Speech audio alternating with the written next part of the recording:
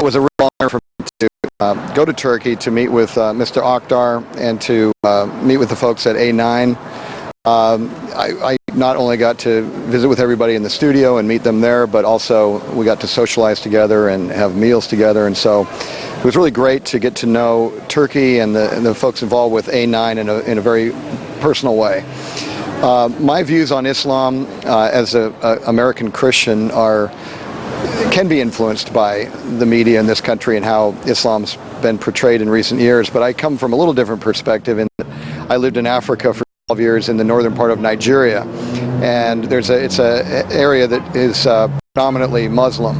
So I had a lot of Muslim friends and have had a lot of interaction with Muslims, since I was a child. So I probably have a little different perspective than many Americans do about Islam, but it was good for me to see what's going on in Turkey, efforts to reject where it's being radicalized, and the influence that Turkey has in the big picture as far as being, the one country that probably has more ability to influence the future of Islam than perhaps anywhere else in the Middle East.